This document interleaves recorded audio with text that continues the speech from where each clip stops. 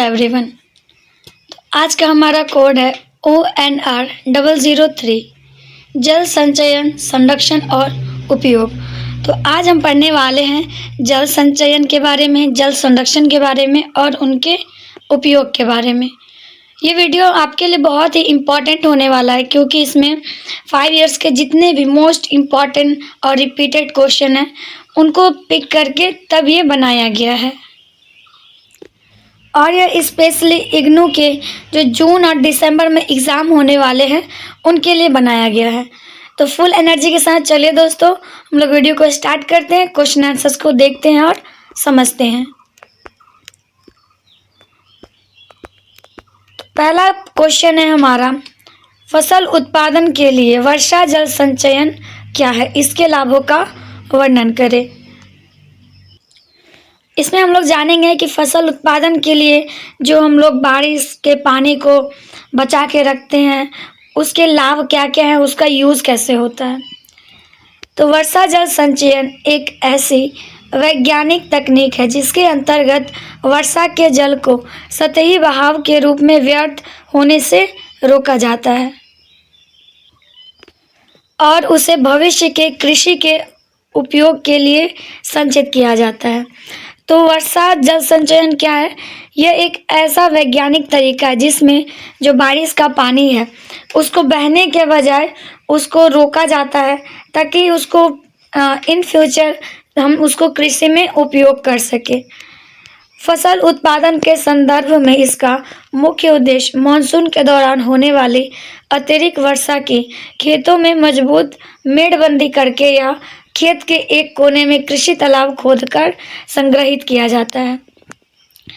तो इसका मुख्य उद्देश्य क्या है कि जो मानसून के दौरान जब हमारा बारिश होता है तो उसको हम लोग किसी खेत में रोक के या फिर खेत में तालाब बना के उस पानी को इकट्ठा करते हैं।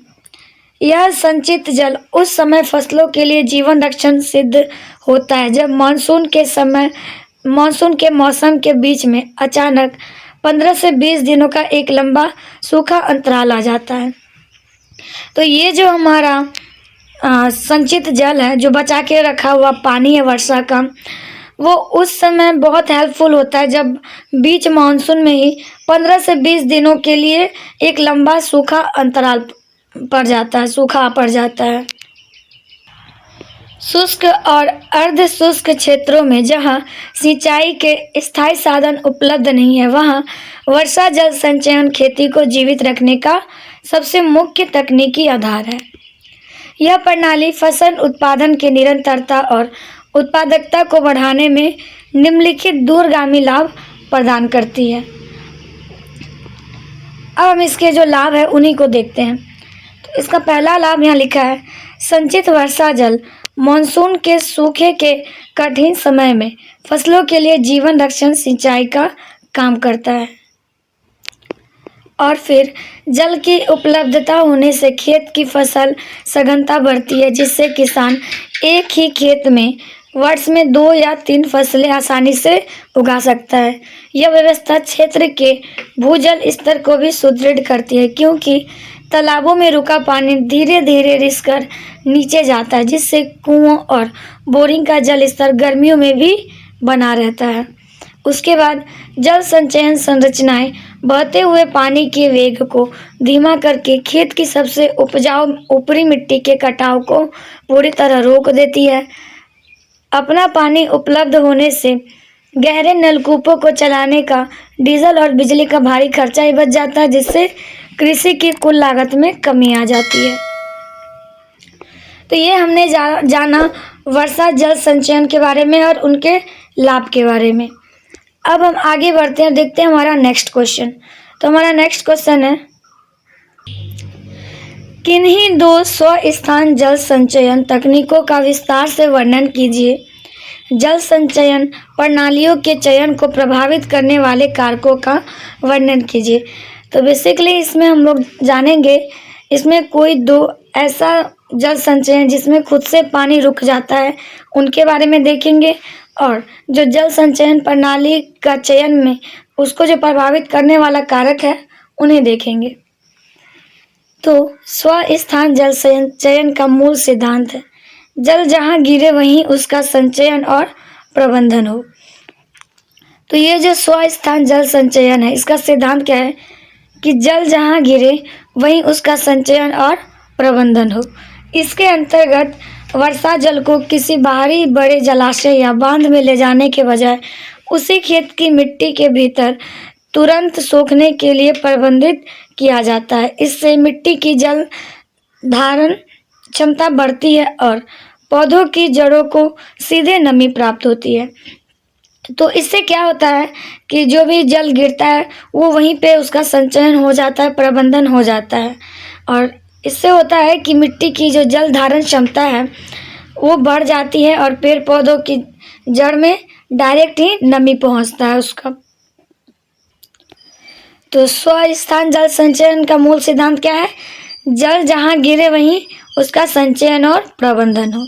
अब हम आगे देखते हैं इसके दो सबसे प्रमुख और व्यवहारिक तकनीक, जिसमें से पहला है हमारा कंटूर मेड़बंदी। तो ये जो तकनीक है कम वर्षा वाले और ढलान युक्त या असमान भूमि वाले क्षेत्रों के लिए सर्वोत्तम मानी जाती है। इसमें भूमि के ढलान के आर पार समान ऊंचाई वाले बिंदुओं को मिलाकर मेड़ बना दी जाती है। तो इसमें क्या होता है कंटूर मेड़बंदी में कि जहाँ पे जो कम वर्षा होता है और वहाँ पे ढलान जैसा एरिया होता है, भूमि एक जैसा नहीं होता, तो वहाँ पे क्या करते हैं कि ढलान के आर पार समान ऊंचाई वाले बिंदुओं को मिलाकर मेड़ बना दिया जाता है। कंटूर मेड़बंदी ढलान की ओर भागते वर्षा जल को रोककर मिट्टी में गहराई तक रिसने के लिए मजबूर करता है। उसके बाद दूसरा है हमारा बेसिन लिस्टिंग या थाला बनाना। तो ये जो विधि है विशेष रूप से बागवानी या फलदार वृक्षों के लिए अधिक प्रभावी है। प्रत्येक वृक्ष के तने के चारों ओर एक विशेष गोल गड्ढा बना दिया जाता है ताकि वर्षा का पानी सीधे मुख्य जड़ क्षेत्र को प्राप्त हो। तो बेसिन लिस्टिंग में क्या होता है कि ये बेसिकली जो हमारा बाग बगीचा या फिर जो फलदार पेड़ है उसके लिए प्रभावी होता है। और इसमें क्या किया जाता है, जो भी पेड़ होता है उसके चारों तरफ एक गोल गड्ढा बना दिया जाता है जिससे जो भी बारिश वारिश होता है ना उसमें वो जमा हो जाता है और उससे जो भी वो बारिश है वो सीधे उसके जड़ तक पहुंच पाता है। इससे आसपास का पानी सीधे जड़ में जमा होता है और फालतू जगह बर्बाद नहीं होता। किसी भी विशिष्ट भौगोलिक क्षेत्र में जल संचयन प्रणाली का चयन मुख्य रूप से निम्नलिखित कारकों द्वारा प्रभावित होता है। तो अब हम यहाँ पे देखेंगे कि जल संचयन प्रणाली के चयन में के जो मुख्य कारण है जो उनको प्रभावित करते हैं उन्हें देखते हैं, जिसमें से पहला हमारा वर्षा का पैटर्न। तो पहला हमारा क्या है, पहला कारक है वर्षा का पैटर्न। क्षेत्र में होने वाली कुल वार्षिक वर्षा की मात्रा और उसकी तीव्रता यह तय करती है कि हमें पानी सोखने वाली तकनीक चाहिए या अतिरिक्त पानी निकालने की व्यवस्था जरूरी है। तो इसमें क्या है कि किसी क्षेत्र में जो पूरा एक साल में जो पानी होता है उसकी तीव्रता ये तय करती है कि हम लोग को उसमें संचयन करना है या पानी को उससे बाहर निकालना है। अगला कारक है हमारा मिट्टी के गुण। तो मिट्टी के भौतिक गुण यह तय करते हैं कि पानी सतह पर जमा रहेगा या नीचे रिस जाएगा। तो ये मिट्टी के गुण भी बहुत बार ये डिसीजन लेते हैं कि जो पानी है वो सतह के ऊपर ही जमा रहेगा या फिर वो नीचे सोख लेगा। जैसे चिकनी मिट्टी तालाब के लिए और बलुई मिट्टी भूजल रिचार्ज के लिए सबसे अनुकूल होती है। जैसे जो चिकनी मिट्टी है वो तालाब के लिए मतलब तालाब के लिए यूज़ किया जाता है ताकि वो पानी ऊपर ही रहे, और जो बलुई मिट्टी है वो भूजल रिचार्ज के लिए होता है। मतलब बलुई मिट्टी में अगर हम पानी डालेंगे तो वो सीधे नीचे सोख लेता है। अगला कारक है हमारा स्थलाकृति और सामाजिक आर्थिक कारक। तो भूमि का ढाल प्रणाली के प्रकार को तय करता है। इसके साथ ही तकनीक हमेशा ऐसी होनी चाहिए जो किफ़ायती हो और स्थानीय पत्थरों व मिट्टी से किसान स्वयं बना सके। तो बहुत बार ऐसा होता है कि जो हमारा स्थलाकृति है उसके अकॉर्डिंग ये सब डिसाइड होता है। आई होप सभी को अच्छे से समझ आ रहा होगा। और इसी तरह अब हम आगे बढ़ते हैं, देखते हैं अपना अगला क्वेश्चन। तो हमारा अगला है, एक स्पष्ट रेखा चित्र की सहायता से फव्वारा सिंचाई प्रणाली का वर्णन कीजिए। उसके बाद सतही सिंचाई पद्धति की तुलना में टपक सिंचाई के लाभ लिखिए। तो बेसिकली इसमें हम लोग जो है फव्वारा सिंचाई के बारे में पढ़ेंगे और एक रेखा चित्र द्वारा उसको समझेंगे। और उसके बाद जो सतही सिंचाई है और टपक सिंचाई है वो दोनों का लाभ देखेंगे और वो दोनों प्रकार के जो सिंचाई हैं वो क्या करते हैं। तो फव्वारा सिंचाई प्रणाली फसलों पर कृत्रिम वर्षा के रूप में सिंचाई करने की एक आधुनिक और वैज्ञानिक विधि है। इस प्रणाली में जल को एक दबाव के अंतर्गत मुख्य और पार्श्व पाइपलाइनों के माध्यम से खेत तक पहुंचाया जाता है। तो ये जो फव्वारा सिंचाई है इसमें क्या होता है कि जो पानी है उसको एक दबाव के अंतर्गत मुख्य और पार्श्व पाइपलाइन के माध्यम से खेत तक पहुंचाया जाता है। खेत में बिछे इन पार्श्व पाइपों पर निश्चित दूरी पर खड़े छोटे पाइप लगे होते हैं जिसके शीर्ष पर एक घूमने वाला नोजल यानी फव्वारा फिट होता है। उच्च दबाव के कारण पानी घूमने वाले नोजल से हवा में छोटी बूंदों के रूप में बिखर कर फसलों पर गिरता है। यह प्रणाली विशेष रूप से ऊबड़-खाबड़ जमीनों और रेतीली मिट्टी के लिए सर्वोत्तम है। तो ये जो फव्वारा सिंचाई है बेसिकली इसमें होता क्या है कि हम लोग पाइप के द्वारा इसमें मतलब सिंचाई करते हैं खेतों में और उसमें एक मोटर टाइप में कुछ लगा रहता है और फिर ऊपर कोई नोज़ल लगा रहता है और जब हम उसको पानी चलाते हैं तो उससे क्या होता है कि वो फव्वारा के जैसे ऊपर से बूंद बूंद टाइप में छिड़कने लगता है, जैसा कि आपने अपने खेतों बागानों में देखा ही होगा। अब हम इसके देखते हैं कि एक यहाँ पे स्केच बनाया हुआ है फव्वारा सिंचाई प्रणाली का। तो इसका जो मुख्य स्रोत है वो कुआं, तालाब या फिर जो हम लोग मोटर खुद से कृत्रिम लगाते हैं वो हो सकता है। उसके बाद होता है सक्शन पाइप पंप तक खींचने के लिए। उसके बाद उच्च दबाव और तेज प्रेशर के लिए मोटर पंप लगा रहता है। फिर नियंत्रण वाल्व और फिल्टर, प्रेशर कंट्रोल और कचरा छानने के लिए। उसके बाद मुख्य पाइपलाइन, ओप पाइपलाइन और फिर पार्श्व पाइपलाइन और फिर घूर्णन नोजल, जैसा कि यहाँ पे दिया हुआ है। तो आप लोग इससे समझ सकते हैं। अगर हम लोग पैटर्न को याद ना भी रख पाए, अगर हमें ये इमेज जो है याद रहेगा तो हम आसानी से उसको डिस्क्राइब कर पाएंगे। जैसा कि आप देख पा रहे हैं यहाँ पे एक बड़ा सा एक लाइन है जो ये एक हमारा मेन पाइप है, ठीक। और इसमें यहाँ पे एक छोटा सा पाइप लगा है फिर, और उसमें ऊपर से एक नोजल टाइप में लगा है और फिर यहीं से जो है पानी फव्वारा के जैसे चारों तरफ बिखर रहा है। तो इसी तरह हम लोग क्या करते हैं कि खेतों की सिंचाई करते हैं और इसी को हम लोग बोलते हैं फव्वारा सिंचाई।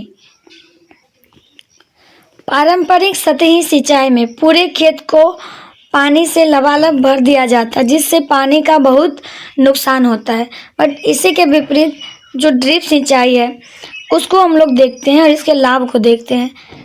तो जो सतही सिंचाई है इसमें वाष्पीकरण और रिसाव से बहुत सारा पानी बह जाता है, लेकिन जो ड्रिप सिंचाई है इसमें पानी सीधे जड़ों को मिलता है जिससे 60 to 70% तक जल ही बचत होती है। उसके बाद इसमें क्या होता है, पूरे खेत में पानी भरने के कारण अनावश्यक घास फूस उग जाता है, लेकिन इसमें केवल मुख्य पौधे की जड़ के पास नमी होता है और बाकी का जो पूरा क्षेत्र है वो सूखा रहता है। खेत में अलग से खाद का छिड़काव करना पड़ता है और ड्रिप सिंचाई में पानी में तरल उर्वरकों को सीधे घोलकर पौधों के जड़ों तक पहुंचाया जाता है, जिससे खाद भी बर्बाद नहीं होता। उसी तरह फिर इसमें इसके सफल संचालन के लिए खेत का समतल होना अनिवार्य है, लेकिन हमारा जो ड्रिप सिंचाई है इसमें ऐसा कुछ नहीं होता। हम लोग प्रेशर दे के इससे काम करवाते हैं, जिससे क्या। अब है हमारा नेक्स्ट क्वेश्चन, सिंचाई अनुसूची क्या है? फसल उत्पादन में इसका महत्व समझे। तो इसमें हम लोग पहले पढ़ेंगे कि सिंचाई अनुसूची क्या है, उसके बाद हम इसके महत्व को जानेंगे। तो कृषि विज्ञान में सिंचाई अनुसूची फसलों के जल प्रबंधन के लिए एक वैज्ञानिक समय सारणी की तरह काम करती है।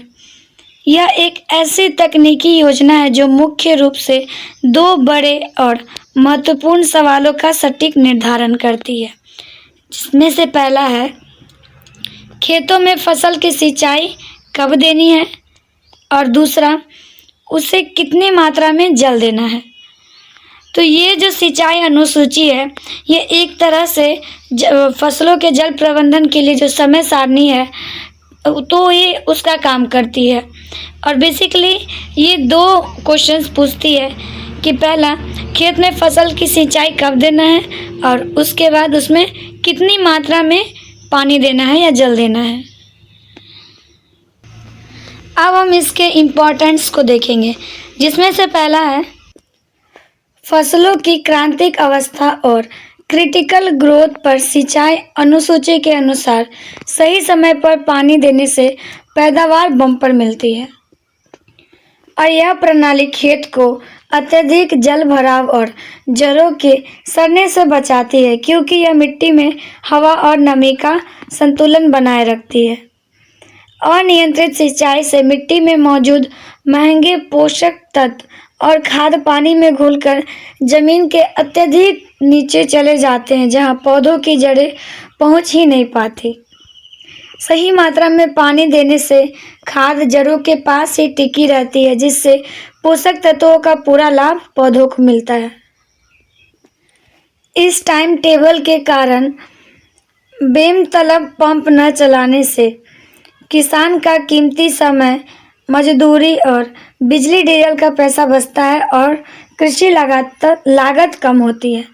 और इस टाइम टेबल से क्या होता है कि बिना मतलब में हम लोग पंप नहीं चलाते हैं और जो भी हमारा मजदूरी होता है, बिजली बिल, डीजल वगैरह और जो भी लागत है वो बचता है। उसके बाद बढ़ते हम, अगला क्वेश्चन है कृत्रिम भूजल पुनर्भरण क्या है? शहरी क्षेत्रों में कृत्रिम भूजल पुनर्भरण के लिए प्रयुक्त किन्हीं दो विधियों की व्याख्या कीजिए। तो basically we are going to talk about कृत्रिम भूजल पुनर्भरण।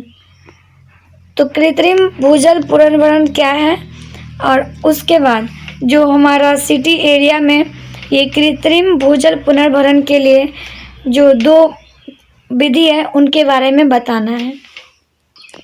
प्राकृतिक नियम के अनुसार जब बारिश होती है तो पानी कच्ची जमीनों, मैदानों और जंगलों में रिसकर धीरे धीरे जमीन में बहुत नीचे चला जाता है, जिससे जमीन के नीचे का जल स्तर बना रहता है। लेकिन आधुनिक शहरों में अंधाधुंध कंक्रीट के निर्माण, पक्के मकान और डामर की पक्की सड़कों के कारण बारिश का पानी जमीन के अंदर नहीं जा पाता और नालों से बहकर सीधे नदियों में जाकर व्यर्थ हो जाता है। वहीं दूसरी तरफ हम नलकूप से लगातार भूमिगत जल खींच रहे हैं, जिससे वाटर लेवल खतरनाक रूप से नीचे गिर गया है। तो गिरते भूजल स्तर को सुधारने के लिए वर्षा जल को कृत्रिम ढांचों के जरिए सीधे जमीन के नीचे से जल वृत्तों तक पहुंचाना ही कृत्रिम भूजल पुनर्भरण है। तो हमारा भूजल पुनर्भरण क्या है कि जैसे जो हमारा अभी पानी का स्तर जो है बहुत नीचे जा रहा है, तो इसी को सुधारने के लिए हम लोग जो वर्षा जल को है वो कृत्रिम ढांचों के जरिए सीधे जमीन के नीचे के जो हमारा एक्वाफर्स है उस तक पहुंचाते हैं, तो उसी को हम लोग क्या कहते हैं, कृत्रिम भूजल पुनर्भरण। शहरी इलाकों में खुली जमीन की अत्यधिक कमी होती है, इसलिए वहाँ इस समस्या से निपटने के लिए निम्नलिखित 2 सफल और वैज्ञानिक तरीके अपनाए जाते हैं, जिसमें से पहला हमारा rooftop rain water harvesting through recharge pit. तो जो हमारा पहला विधि है वो क्या है, rooftop rain water harvesting through recharge pit. इसके अंतर्गत भवनों की छतों पर गिरने वाले वर्षा जल को पाइप के जरिए नीचे जमीन में खोदे गए एक विशेष गड्ढे में ट्रांसफ़र किया जाता है। तो इसमें क्या किया जाता है, जो भी हमारा बिल्डिंग्स होता है उसके छत पर जो पानी गिरता है उसको एक पाइप के जरिए नीचे ज़मीन में गड्ढा खोना जाता है और उसको वहाँ पे ट्रांसफ़र किया जाता है। यह गड्ढा लगभग 2 से 3 मीटर गहरा होता है। इसमें भरी बोल्डर, कंकड़ और बालू की परतें पानी की सारी अशुद्धियों को प्राकृतिक रूप से छान देती है और बिल्कुल शुद्ध जल जमीन के नीचे चला जाता है। उसके बाद जो दूसरा हमारा वो है रिचार्ज ट्रेंच या पुनर्भरण खाई विधि। दूसरा क्या है, पुनर्भरण खाई विधि या रिचार्ज ट्रेंच। इसके तहत सड़क या मैदान के किनारे किनारे एक लंबी संकड़ी और गहरी नाली जैसी खाई खोदकर उसमें फिल्टर मीडिया मतलब पत्थर और बालू भर दिया जाता है। तो इस विधि में क्या किया जाता है कि जो भी सड़क या फिर मैदान है उसके किनारे किनारे एक लंबा सा गहरा नाली उसमें बना दिया जाता है, पत्थर और बालू मिला के, जो पानी को भी फिल्टर करता है। सड़कों पर बहकर आने वाला सारा पानी इस खाई में गिरता है और पत्थरों के बीच से छनकर बहुत तेजी से जमीन के नीचे समा जाता है। यह विधि शहरों की सड़कों पर जल जमाव की समस्या को खत्म करती है और शहर का ग्राउंड वाटर लेवल तेजी से सुधरता है। अब नेक्स्ट क्वेश्चन, अपवाह गुणांक क्या है? अच्छी जल संग्रहण संरचना का डिजाइन तैयार करने के लिए इसके महत्व की व्याख्या कीजिए। तो पहले हम इसमें जानते हैं कि ये अपवाह गुणांक क्या है। तो जब बारिश होती है तो पूरा पानी जमीन के अंदर नहीं जाता। पानी का वह हिस्सा जो मिट्टी द्वारा सोखे बिना सतह पर बह जाता है उसे अपवाह या रन ऑफ कहते हैं। तो इसमें क्या होता है, जब बारिश होता है तो जब वो पानी जो बारिश का होता है वो सारा पानी ज़मीन के नीचे नहीं जाता, और वो जो थोड़ा सा बारिश का पानी होता है जो नहीं जाता नीचे, वो क्या होता है, वो बह जाता है। तो उसी को क्या हम लोग अपवाह बोलते हैं। मतलब वो पानी जो पानी मिट्टी के अंदर वो ना सूखे बल्कि वो ऊपर से ही बह जाए। कुल वर्षा और इस बहने वाले पानी के अनुपात को ही अपवाह गुणांक कहते हैं। तो जो टोटल बारिश होता है और उसमें से जो पानी बह जाता है तो इसी के अनुपात को हम लोग गुणांक कहते हैं। इसका मान हमेशा 0 से 1 के बीच होता है। सीमेंट के पक्के छतों के लिए इसका मान सबसे अधिक होता है क्योंकि वहाँ से पूरा पानी बह जाता है, जबकि कच्चे रेतीले खेतों के लिए इसका मान बहुत कम होता है क्योंकि मिट्टी पानी सोख लेता है। तो जल संग्रहण संरचना जैसे तालाब या टैंक का सटीक डिजाइन तैयार करने में इसका महत्व निम्नलिखित है, जिसमें से पहला है सही आकार का चुनाव। इसके जरिए गणना की जाती है कि भारी बारिश में कुल कितने लीटर पानी बहकर आएगा। इसी आधार पर टैंक या तालाब की लंबाई, चौड़ाई और गहराई तय होती है। उसके बाद संरचना की सुरक्षा। यदि गुणांक का सही पता हो तो तालाब की बाउंड्री को मजबूत किया जाता है, जिससे भारी मानसून में भी संरचना पानी के दबाव से नहीं टूटती। और फिर धन की बचत। यदि यह गणना गलत हो जाए तो तालाब बहुत छोटा बनेगा जो तुरंत ओवरफ्लो हो जाएगा या बहुत बड़ा बनेगा जो कभी पूरा नहीं भरेगा।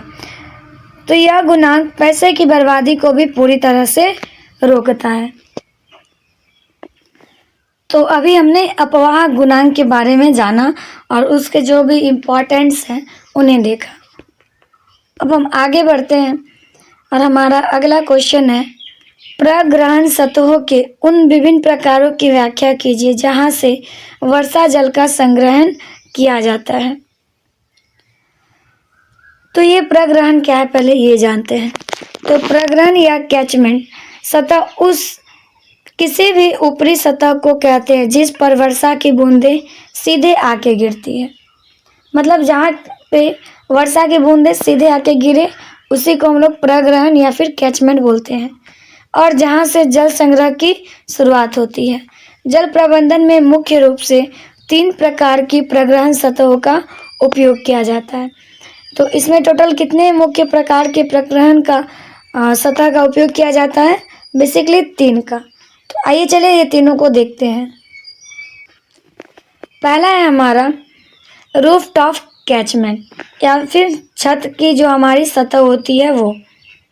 इसके अंतर्गत घरों, स्कूलों या गोदामों की पक्की कंक्रीट, टाइल्स या टीन की छतें आती है। पक्की होने के कारण ये पानी को बिल्कुल नहीं सोखती और इनसे न्यूनतम नुकसान के साथ बहुत साफ पानी मिलता है। इस जल को साधारण फिल्टर के बाद सीधे पीने और रसोई के काम में लिया जा सकता है, जो हमारा छत की सतह का पानी होता है। उसके बाद जो दूसरा है वो है हमारा भूस्तरीय कैचमेंट।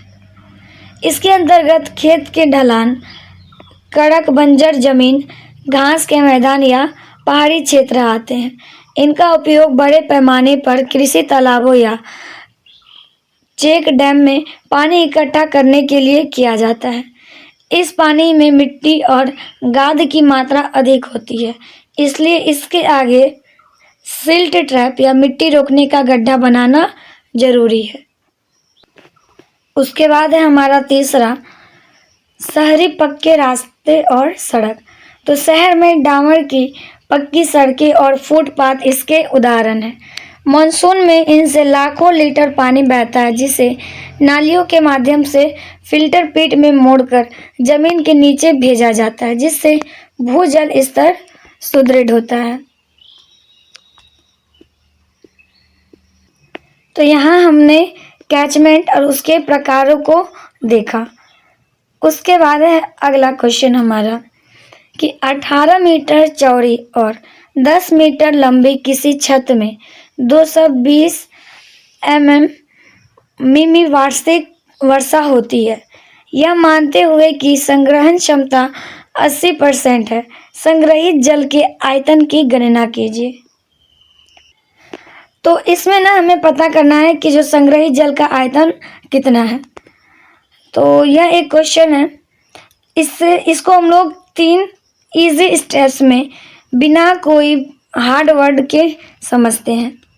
पहले देखते हैं ये प्रग्रहण सतह छत का कुल क्षेत्रफल निकालना। तो सबसे पहले ये हम देखेंगे कि छत का कुल छत जो हमारा वो कितना बड़ा है। इसके लिए छत की लंबाई और चौड़ाई आपस में गुना कर देते हैं। जैसा और जो हमारा क्षेत्रफल निकालने का फॉर्मूला होता है वो होता है लंबाई गुना चौड़ाई। तो इसलिए हमने इसका क्षेत्रफल निकाला, जिसमें लंबाई हमारा 10 मीटर दिया हुआ था और चौड़ाई 18 मीटर। तो हमारा टोटल जो क्षेत्रफल निकला 180 वर्ग मीटर निकला है। उसके बाद आगे वार्षिक वर्षा की ऊंचाई को मीटर में बदलना। तो सवाल में 220 मिलीमीटर दी गई है। गणित के नियम अनुसार इसे मानक इकाई मीटर में बदलना जरूर है। इसके लिए 1000 से भाग देते हैं हम लोग। तो यहाँ पे हमें मिला 0.22 मीटर। उसके बाद पानी संग्रहण की क्षमता 80% है, तो इक्वल टू 0.80। तो इसका मतलब है कि कुल पानी का लेवल कितना 80% हिस्सा ही टैंक में जमा होता है। अब हम लोग आगे का स्टेप करेंगे। जो भी संग्रहित जल है उसके कुल आयतन की गणना। अब कुल कितना पानी इकट्ठा हुआ है यह जानने के लिए हम क्षेत्रफल, वर्षा की ऊंचाई और दक्षता का आपस में गुना करेंगे। तो हम मतलब आयतन निकालेंगे, जिसमें हमें कुल आयतन प्राप्त हुआ 31.68 घन मीटर। तो लीटर में कुल पानी का हिसाब। जल प्रबंधन के नियम के अनुसार 1 घन मीटर में 1000 लीटर पानी आता है। इसे लीटर में बदलने के लिए अब 1000 से गुना करना पड़ेगा। तो यहाँ पे हमने गुना किया और हमें मिला 31,680 लीटर। तो अतः इस विशिष्ट छत में पूरे वर्ष में कुल 31.68 घन मीटर यानी 31,680 लीटर वर्षा जल का सफलतापूर्वक संचयन किया जा सकता है। तो ये बस हमने एक स्ट्रक्चर देखा कि कैसे हम लोग पता कर सकते हैं कि कितना पानी संचयन हुआ है। तो ऐसे ही आप लोग जो आगे के जो भी क्वेश्चंस होंगे सब में सब। नेक्स्ट क्वेश्चन है, औद्योगिक इको पार्क के माध्यम से अपशिष्ट जल पुनर्चक्रण के महत्व की व्याख्या कीजिए। तो औद्योगिक इको पार्क एक ऐसा आधुनिक इंडस्ट्रियल एरिया है जहां कई सारी फैक्ट्रियां इस तरह काम करती है कि एक फैक्ट्री से निकलने वाला गंदा पानी या कचरा साफ करके दूसरी फैक्ट्री में संसाधन के रूप में इस्तेमाल किया जा सके। तो ये जो औद्योगिक इको पार्क है ये एक ऐसा आधुनिक इंडस्ट्रियल एरिया है जहाँ पे बहुत सारा फैक्ट्री एक जैसा काम करता है और जो एक फैक्ट्री से निकलने वाला गंदा पानी या कचरा है उसको साफ करके जो दूसरा फैक्ट्री है उसमें संसाधन के रूप में उपयोग किया जाता है। इस व्यवस्था में अपशिष्ट जल पुनर्चक्रण का महत्व निम्नलिखित है। ताजे पानी की बचत होती है। फैक्ट्रियों से निकलने वाले गंदे पानी को सीधे बाहर फेंकने के बजाय पार्क के केंद्रीय उपचार संयंत्र में साफ किया जाता है। इस साफ पानी को कूलिंग टावर, टॉयलेट, बॉयलर्स और हरियाली बनाए रखने में दोबारा उपयोग किया जाता है। इससे ताजे भूमिगत जल की खपत 60 से 70% तक कम हो जाती है। उसके बाद नदियों को प्रदूषण से बचाना। यदि फैक्ट्रियां का या जहरीला केमिकल वाला पानी बिना साफ किए सीधे नदियों या तालाबों में बहा दिया जाए तो पूरा जलीय जीवन नष्ट हो जाता है। इको पार्क इस प्रदूषण को रोककर शून्य तरल स्राव का लक्ष्य पूरा करता है। और आखिरी हमारा निर्माण लागत में कमी। सभी फैक्ट्रियों के लिए अलग अलग खर्चीले वाटर ट्रीटमेंट प्लांट लगाने की तुलना में एक ही बड़ा सामूहिक रिसाइकलिंग प्लांट लगाना आर्थिक रूप से बहुत किफ़ायती और व्यावहारिक होता है। अब हम आगे बढ़ते हैं। अगला क्वेश्चन है अब कृत्रिम भौमजल पुनर्भरण के डिज़ाइन के लिए ध्यान दिए जाने योग्य मुद्दों की विस्तार से चर्चा कीजिए। तो कृत्रिम भूजल पुनर्भरण का सीधा मतलब है वर्षा के फालतू बहते पानी को गड्ढे, खाई या कुएं के माध्यम से जमीन के अंदर भेजना ताकि ग्राउंड वाटर लेवल बढ़ सके। इसका डिजाइन बनाते समय निम्नलिखित संवेदनशील मुद्दों पर ध्यान देना अनिवार्य है। तो इसका जब हम डिज़ाइन करते हैं तो उसके लिए भी कुछ जो हमारा जो कारक है वो होना आवश्यक है, जैसे आगम जल की गुणवत्ता। तो रिचार्ज ढांचे में जाने वाला पानी पूरी तरह से गाद, मिट्टी और केमिकल से मुक्त होना चाहिए। यदि बिना छना गंदा पानी नीचे जाएगा तो वह जमीन के नीचे के शुद्ध जल को हमेशा के लिए प्रदूषित कर देगा। वहीं मिट्टी और चट्टान की प्रकृति। तो जमीन के नीचे की मिट्टी ऐसी होनी चाहिए जो पानी को आसानी से सोख सके, जैसे बालुई मिट्टी या कंकड़ वाली परत। यदि नीचे कड़क ग्रेनाइट चट्टान या चिकनी मिट्टी की मोटी परत होगी तो पानी नीचे नहीं रिस पाएगा। अब फिल्टर मीडिया का अनुपात। तो रिचार्ज पिट के अंदर बड़े पत्थर, बोल्टर, छोटे कंकड़ और महीन रेत की परतें सही मोटाई में बिछानी चाहिए ताकि कचरा ऊपर ही रुक जाए, बाकी पानी छनकर नीचे जाए और सिस्टम चोक या फिर जाम ना हो। तो यहाँ पे हमने देखा कि जो हमें जब भी हम लोग बनाते हैं जल संचयन के लिए तो उसके लिए जो ध्यान देने योग्य बातें हैं उनको जाना कि डिज़ाइन करते समय हमें किन किन चीज़ों पर ध्यान रखना चाहिए। अब है अगला क्वेश्चन, मृदा से भरा बांध क्या है, इसके प्रमुख कार्यों की व्याख्या कीजिए। तो मृदा से भरा बांध क्या है, पहले ये देखते हैं, उसके बाद देखेंगे कि इसके प्रमुख कार्य क्या हैं। तो मृदा से भरा बांध एक ऐसी जल भंडारण संरचना है जिसे साधारण भाषा में मिट्टी का बांध कहा जाता है। तो ये जो मृदा से भरा बांध है, ये भी एक तरह का जल भंडारण संरचना है जिसको हम लोग कह सकते हैं कि मिट्टी का बांध या फिर मृदा से भरा हुआ बांध। यह कंक्रीट या सीमेंट के बजाय स्थानीय स्तर पर मिलने वाली मिट्टी, रेत, बजरी और कंकड़ पत्थरों को भारी मशीनों या रोलर्स द्वारा आपस में खूब दबाकर बनाया जाता है। इस बांध के बिल्कुल बीच वाले हिस्से में पानी के रिसाव को रोकने के लिए अवैध चिकनी मिट्टी की एक दीवार बनाई जाती है जिसे क्ले कोर कहते हैं। यह कंक्रीट के बांधों की तुलना में बहुत सस्ता होता है। अब देखते हैं हम इसके प्रमुख कार्य। तो इसका प्रमुख कार्य में सबसे पहला है जल भंडारण।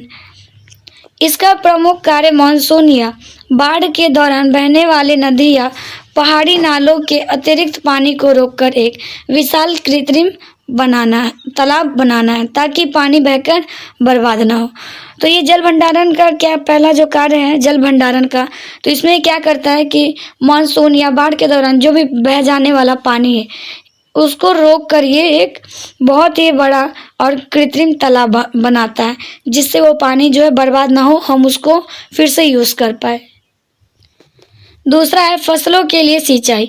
तो सूखे के दिनों या रबी सीजन के दौरान इस जमा पानी को छोटी नहरों के माध्यम से किसानों के खेतों तक पहुंचाना ताकि फसलों को समय पर पानी मिल सके। बाढ़ से सुरक्षा। तो अचानक आने वाले पहाड़ी पानी के तेज वेग को अपने जलाशय में रोककर यह निचले मैदानी गांवों को डूबने से बचाता है और खेतों को उपजाऊ मिट्टी को बहने से बचाता है। और ये एक प्रकार से क्या करता है, बाढ़ से भी हमारा सुरक्षा करता है। और फिर वाटर लेवल को भी सुधारता है। तो बांध में पानी लंबे समय तक रुके रहने से वह धीरे धीरे जमीन के नीचे रिसता है जिससे आसपास के कई किलोमीटर क्षेत्र के कुओं और बोरिंग का जलस्तर बना रहता है। अब हम उसके बाद देखते हैं हमारा अगला क्वेश्चन। तो हमारा अगला क्वेश्चन है अब जल आपूर्ति और स्वास्थ्य संबंधी यंत्रों से जल हानि को किस प्रकार कम किया जा सकता है। तो हमारा क्वेश्चन क्या कह रहा है कि जल आपूर्ति और स्वास्थ्य संबंधी यंत्रों से जल के हानि को हम लोग कैसे कम कर सकते हैं। तो आइए चलिए देखते हैं। तो सरकारी जल आपूर्ति प्रणालियों या पाइपलाइनों और घरों की बाथरूम, टॉयलेट के सैनिटरी उपकरणों से जो पानी लीक होकर बर्बाद होता है उसे तकनीकी और व्यवहारिक उपायों से कम किया जा सकता है, जिसके उपाय यहाँ पे दिए गए हैं। जिसमें पहला है हमारा प्रेशर कंट्रोल करना। तो प्रेशर कंट्रोल करना मुख्य पानी की पाइपलाइनों में पानी के दबाव को प्रेशर रिड्यूसिंग वाल्वों के जरिए नियंत्रित रखना चाहिए। दबाव संतुलित होने पर पाइप फटने और जोरों से होने वाले अदृश्य रिसाव की घटनाएं बहुत कम हो जाती है। उसके बाद लीकेज की तुरंत मरम्मत, मतलब अगर कहीं भी जो लीकेज हो रहा है उसको हम लोग जल्दी ठीक कर दें। और जो हमारा अगला है वो है स्मार्ट फ्लश का उपयोग। तो टॉयलेट में पुराने ज़माने के 12 लीटर वाले बड़े फ्लश टैंक के स्थान पर आधुनिक 3/6 लीटर वाले ड्यूल फ्लश सिस्टम लगाए जाने चाहिए जो ज़रूरत के हिसाब से पानी छोड़कर जल की बर्बादी को आधा कर देता है। नलों में एरेटर लगाना। तो घरों और ऑफिसों के नलों के मुंह पर विशेष जालीदार एरेटर फिट करने चाहिए। ये पानी के प्रवाह में हवा मिला देते हैं जिससे पानी की वास्तविक खपत 50% तक घट जाती है। आई होप अच्छे से आपको समझ आ रहा होगा। और इसमें हमने ये जाना कि जल आपूर्ति और जो स्वास्थ्य संबंधी यंत्र है उससे हम जल हानि को कैसे कम कर सकते हैं। अब है हमारा अगला क्वेश्चन जो कह रहा है अंग्रेजी के IT के संक्षिप्तकार से क्या अभिप्राय है। हमारे देश में उपयोग किए जाने वाले किन्हीं 4 ITK का वर्णन कीजिए। तो ये ITK क्या है, पहले इसको जानते हैं हम लोग। तो अंग्रेजी के संक्षिप्ताक्षर ITK, जिसका फुल फॉर्म है इंडिजीनियस टेक्निकल नॉलेज, स्वदेशी तकनीकी ज्ञान। तो ITK का क्या फुल फॉर्म है? इंडिजीनियस टेक्निकल नॉलेज या फिर स्वदेशी तकनीकी ज्ञान। इसका सीधा अभिप्राय उस पारंपरिक और देसी ज्ञान से है जिसे हमारे स्थानीय समुदायों और पूर्वजों ने सदियों के अनुभव, ऑब्जर्वेशन और घरेलू प्रयोगों के आधार पर विकसित किया है। और यह ज्ञान बिना किसी महंगी आधुनिक मशीनरी के पूरी तरह पर्यावरण के अनुकूल और टिकाऊ होता है। अब हम देखते हैं भारत में जल संरक्षण और प्रबंधन के लिए सदियों से उपयोग किए जाने वाले 4 प्रमुख ITK, जिसमें से हमारा पहला है आहार पाइन प्रणाली। तो ये कहाँ? बिहार में है। यह हमारे बिहार के मगध क्षेत्र की प्राचीन जल प्रबंधन प्रणाली है। इसमें नदियों के बाढ़ के पानी को कच्ची नहरों के माध्यम से बड़े तालाबों में मोड़ दिया जाता है। तो ये कहाँ का? ये हमारे बिहार मगध क्षेत्र का जो प्राचीन जल प्रबंधन है उसका प्रणाली है। इसमें जो नदी का या फिर बाढ़ का पानी है उसको कच्ची नहर या पाइप के माध्यम से बड़े तालाब में उसे मोड़ दिया जाता है, जिससे बाद में धान की फसलों को भरपूर सिंचाई होता है। उसके बाद जो दूसरा है वो है जोहड़। तो यह शुष्क क्षेत्रों में वर्षा जल को बहने से बचाने के लिए स्थानीय मिट्टी से बनाया जाने वाला एक छोटा अर्धचंद्राकार चेक डैम होता है, जो पानी को रोककर स्थानीय भूजल स्तर को तेजी से बढ़ाता है, जैसे कि राजस्थान वाले क्षेत्र में है हमारा।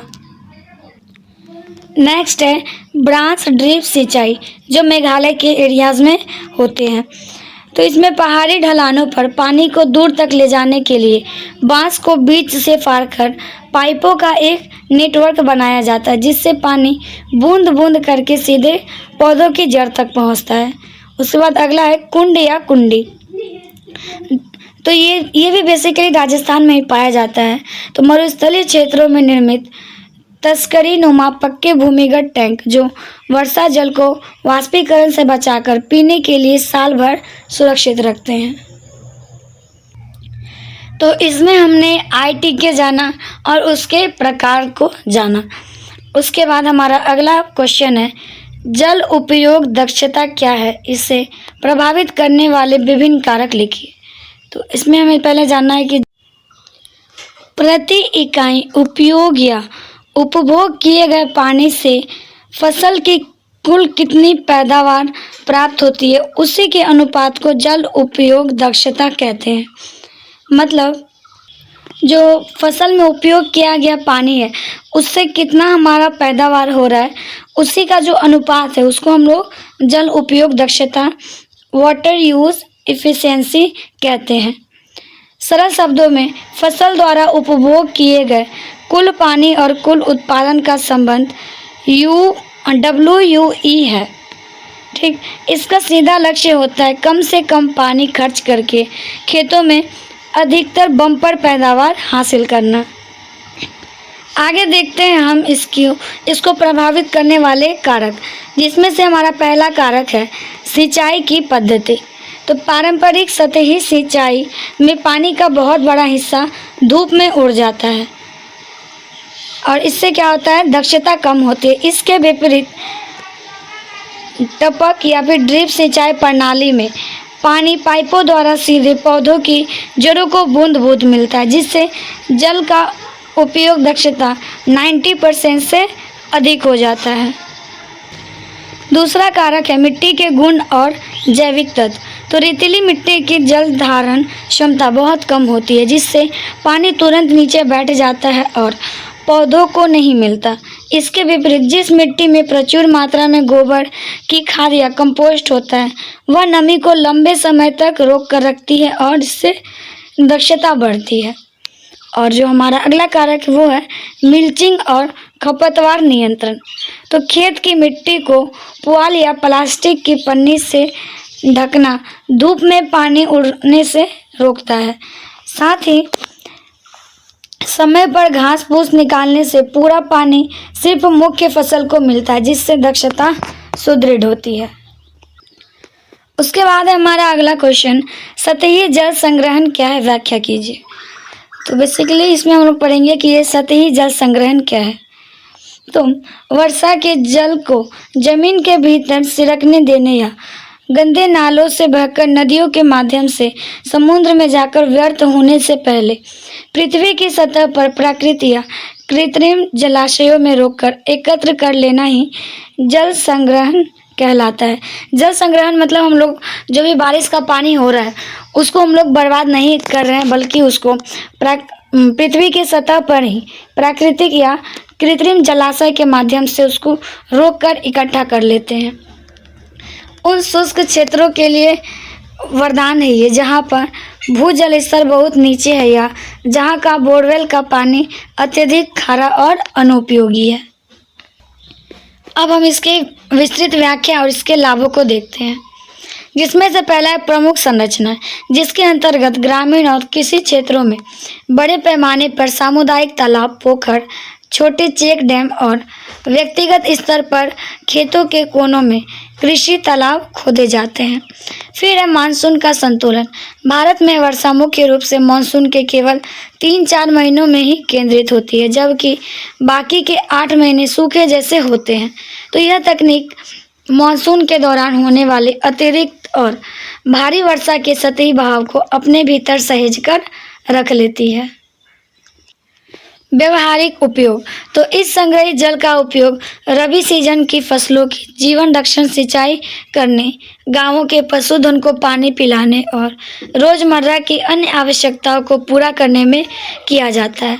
और सतह पर पानी जमा रहने से आसपास की मिट्टी में नमी बनी रहती है और यह धीरे धीरे नीचे रिसकर स्थानीय कुओं के वाटर लेवल को भी बनाए रखता है। तो अभी हमने सतही जल संचयन के बारे में पढ़ा।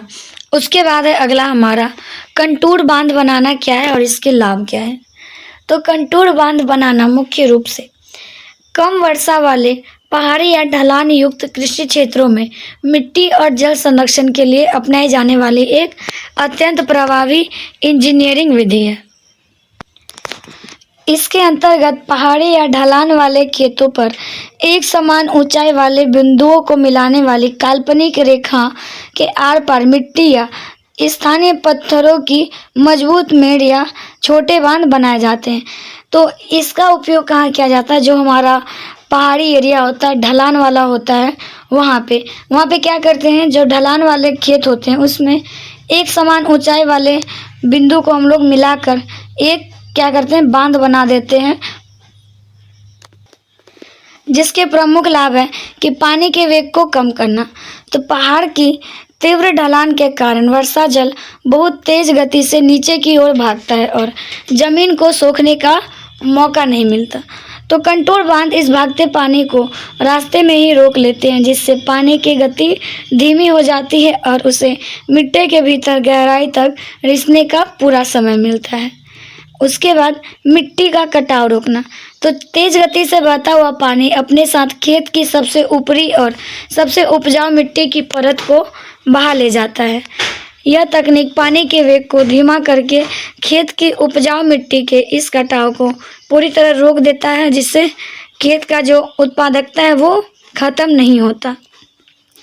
फसलों के लिए समान नमी। तो ढलान वाले खेतों में अक्सर ऊपर पानी नहीं टिकता और नीचे जमा हो जाता है, लेकिन यह मेड़ पूरी कतार में पानी को बराबर रोकती है, जिससे पूरे खेत की फसलों को एक समान नमी मिलती है और फसल का विकास एक समान होता है। तो यहाँ पे हमने देखा कि कंटूर बांध का जो लाभ है वो क्या क्या है और जो कंटूर बांध क्या है। उसके बाद अगला है हमारा जल भंडारण टैंक को डिज़ाइन करने संबंधी विभिन्न चरणों का वर्णन कीजिए। तो एक दीर्घकालीन, मजबूत और कुशल जल भंडारण टैंक का निर्माण करने के लिए कुछ निम्नलिखित वैज्ञानिक और तकनीकी चरणों का क्रमबद्ध पालन किया जाता है, जिसमें से जो पहला चरण है वो क्या करता है कि पानी की कुल मांग का आकलन। सबसे पहले यह गणना की जाती है कि लक्षित परिवार, कुल जनसंख्या या कृषि पशुधन के लिए रोज और पूरे साल में कुल कितने लीटर पानी की आवश्यकता होगी। मतलब पहले इसमें पानी का आकलन किया जाता है कि कितना मांग है। उसके बाद जल संग्रहण क्षमता का आकलन। तो उपलब्ध कैचमेंट को उस क्षेत्र की स्थानीय औसत वार्षिक वर्षा और सतह के अपवाह गुणांक के से गुना करके यह निकाला जाता है कि टैंक में अधिकतम कितना पानी आ सकता है। और फिर स्टेप 3 में टैंक का आकार निर्धारण होता है। और जो चौथा स्टेप है उसमें हमारा सामग्री और संरचनात्मक डिजाइन किए जाते हैं। टैंक पर पानी का आंतरिक दबाव बहुत अधिक होता है, इसलिए बजट के अनुसार यह तय किया जाता है कि टैंक प्रबलित कंक्रीट, ईंट, सीमेंट की चिनाई या रेडीमेड प्लास्टिक से बनेगा और उसकी दीवारों की मोटाई कितनी होगी। और फिर जो स्टेप 5 है वो सुरक्षा और निस्पंदन उपकरणों को जोड़ना। तो टैंक में प्रवेश द्वार पर कचरा और मिट्टी छानने के लिए सिल्ट ट्रैप या जो डिज़ाइन है जाली है वो डिज़ाइन करना। और टैंक पूरा भरने पर अतिरिक्त पानी को सुरक्षित बाहर निकालने के लिए ओवरफ्लो पाइप लगाना इसका अंतिम चरण है। तो यह हमने जल भंडारण के लिए जो टैंक बनता है तो उसके जो संरचना होती है वो किन किन स्टेप्स में होती है और कैसे होती है ये हमने जाना। अब है नेक्स्ट क्वेश्चन, उपयोग की गई सामग्री के आधार पर जल भंडारण संरचनाओं को वर्गीकृत कीजिए। तो जल भंडारण टैंक, बांध और जलाशयों के निर्माण में स्थायित्व, बजट सीमा और उपयोगिता के अनुसार अलग अलग सामग्रियों का उपयोग किया जाता है। निर्माण में उपयोग की गई मुख्य सामग्री के आधार पर इन्हें 4 श्रेणी में बांटा जाता है, जिसमें से पहला है हमारा मृदा या मिट्टी की संरचना। इसके अंतर्गत केवल स्थानीय स्तर पर उपलब्ध मिट्टी और चिकनी मिट्टी की गहरी खुदाई और कुटाई करके संरचनाएं बनाई जाती है। गांवों में बनने वाले पारंपरिक तालाब, पोखर और राजस्थान के जोहड़ इसके सबसे उत्तम उदाहरण है। यह सबसे कम लागत वाली संरचनाएं होती है। तो मतलब जो मिट्टी को खोदकर बनाया जाता है वो। अगला है ईंट और पत्थर की चिनाई संरचनाएं, जिसमें सीमेंट, बालू, रेत, पक्की ईंट या स्थानीय पत्थर की मदद से पक्का दीवार बनाया जाता है। खेतों में बनने वाले पक्के टैंक या जिसे हम लोग डिग्गी बोलते हैं और नदियों पर बनने वाले छोटे चेक डैम इसके उदाहरण हैं। ये मध्यम बजट में उच्च स्थायित्व प्रदान करता है। उसके बाद अगला है हमारा प्रबलित कंक्रीट संरचनाएं। सीमेंट, कंक्रीट, बजरी और लोहे की छड़ के मजबूत मिश्रण से बनने वाले बड़े भूगत जलाशय या ओवरहेड टैंक इसके अंतर्गत आते हैं। ये संरचनाएं अत्यधिक मजबूत, दीर्घकालिक और पूरी तरह से रिसाव मुक्त या फिर लीक प्रूफ होता है। और अगला है हमारा प्लास्टिक और पॉलीमर संरचना। तो इसके अंतर्गत घरों की छत पर रखी जाने वाली रेडीमेड पीवीसी या एचडीपीई की टंकियाँ आती है। साथ ही कच्ची मिट्टी के तालाबों के तल में बिछाई जाने वाली प्लास्टिक की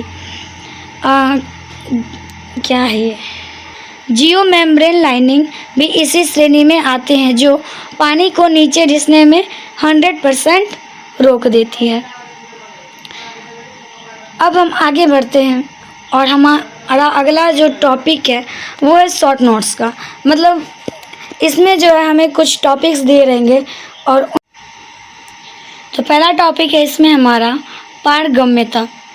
तो पारगम्यता मिट्टी या चट्टानों का वह विशेष गुण है जो अपने अंदर मौजूद बारीक छिद्र से होकर पानी को आसानी से आगे बहने या रिसने की अनुमति देता है।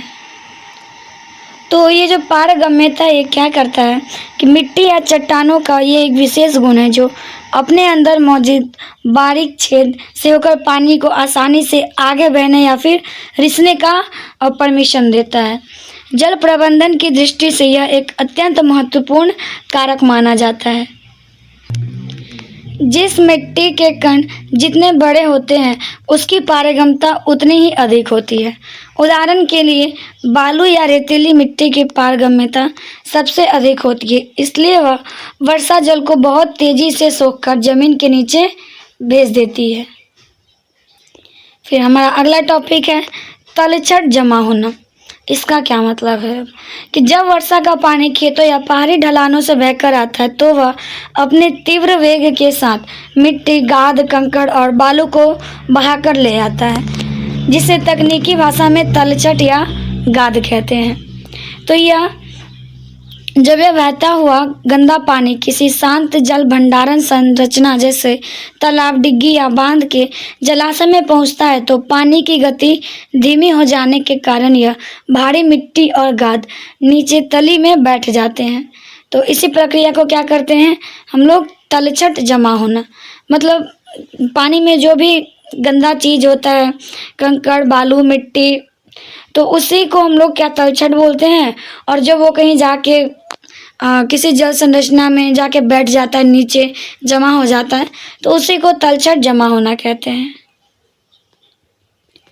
लेकिन जब ये बैठ जाता है तो धीरे धीरे ये क्या करता है कि तालाब की जो गहराई है और उसका जल भंडारण क्षमता है वो ना घटा देता है इसको। तो इससे बचने के लिए तालाब में प्रवेश द्वार पर सील्ड ट्रैप बनाना और समय समय पर गाद को बाहर निकालना जरूरी होता है। उसके बाद हमारा अगला विषय है मृदा प्रोफाइल।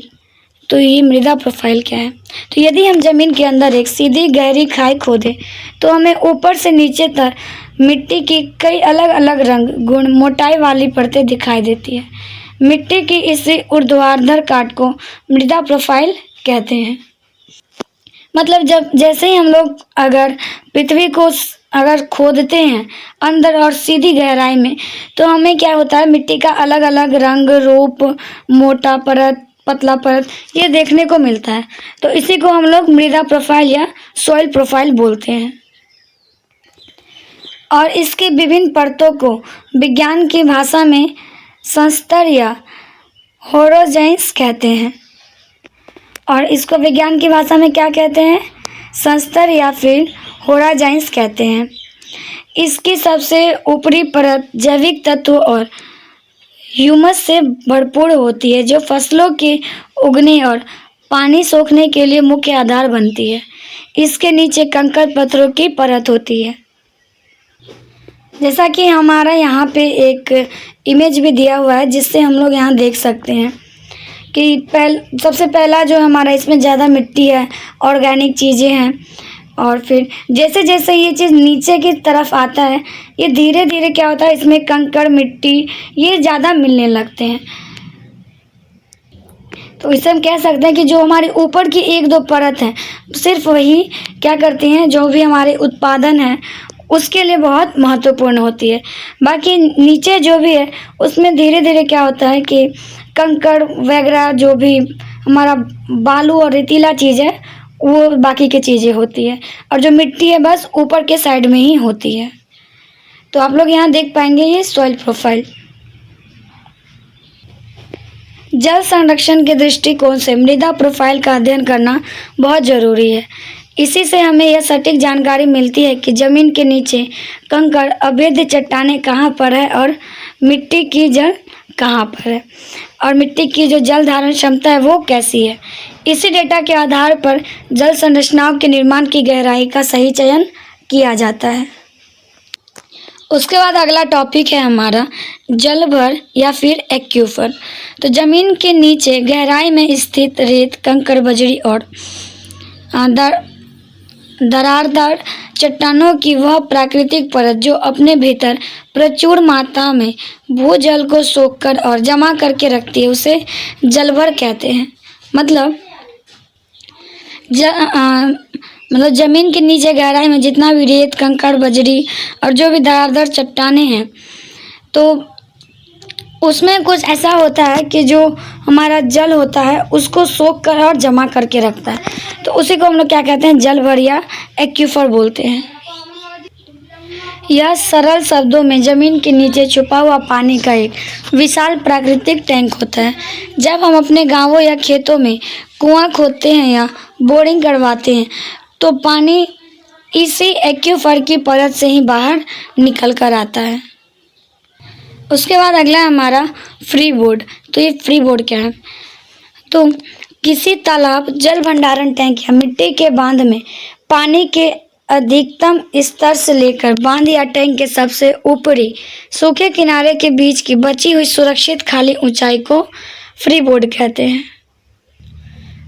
मतलब कि जैसा भी हमारा जो जल भंडारण का टैंक या फिर जो भी होता है उसमें जो पानी का सबसे अधिकतर स्तर होता है और वहाँ से लेके जो सबसे नीचे और सबसे ऊपरी जो सूखा वाला होता है तो उस दोनों के बीच के जो बचा हुआ खाली स्थान है, ठीक, उसी को हम लोग फ्री बोर्ड कहते हैं। और यह संरचना जो है सुरक्षा के लिए जानबूझकर छोड़ा गया एक अत्यंत आवश्यक अतिरिक्त स्थान होता है। इसका मुख्य कार्य यह होता है कि भारी मानसून में अचानक बाढ़ आने पर पानी बांध के ऊपर से बहकर बाहर न निकले। तेज हवाओं के कारण तालाब में उठने वाली ऊंची लहरों को रोकने में भी मदद करता है। यदि फ्री बोर्ड न छोड़ा जाए तो पानी मेड़ के ऊपर से बहने लगेगा, जिससे मिट्टी का पूरा बांध टूट सकता है और आसपास के क्षेत्रों में भारी तबाही मच सकती है। तो जैसा कि यहाँ पे हमारा दिया हुआ है एक इमेज जहाँ पे आप लोग देख सकते हैं। तो यहाँ पे एक बांध बनाया हुआ है और आप देख सकते हैं कि लाइक ये जो है ये हमारा दोनों साइड इधर ढलान दिया गया है, ठीक, इधर। उसके बाद ये जो एरिया है ये हमारा बांध का शीर्ष है और उसके बाद का जो ये एरिया है यहाँ पे इतना छोड़ा हुआ, तो यही है हमारा फ्री बोर्ड। मतलब अगर पानी ज़्यादा भी हो रहा है ना तो इसके नीचे से ही चला जाएगा। अगर ज़्यादा कभी बाढ़ आ जाता है या फिर जल स्तर बढ़ता है तो वो क्या होगा कि ये इसके ऊपर नहीं आएगा। जैसे कि यहाँ ऊपर में ओवर ब्रिज बना हुआ है तो इसके नीचे से ही इधर से चला जाएगा। तो ये जो हमारा एरिया है यही क्या है, हमारा ये फ्री बोर्ड है। तो यहीं पे हमारा जो क्वेश्चन आंसर है वो समाप्त होता है। आई होप आप लोगों को सब कुछ अच्छे से समझ आ गया होगा और वीडियो के लास्ट तक बने रहने के लिए आप लोगों का बहुत बहुत धन्यवाद। हमारी पूरी प्रयास रहेगी कि हम आपको सभी चीज़ें इजी से इजी वर्ड्स में पढ़ाएं और समझाएं। अगर आपको ये PDF परचेज़ करना हो तो आप हमें हमारे चैनल के डिस्क्रिप्शन से कांटेक्ट कर सकते हैं और ये PDF परचेज़ करके अपने प्रिपरेशन को और भी बेटर बना सकते हैं। Thank you for watching. मिलते हैं अगले वीडियो में।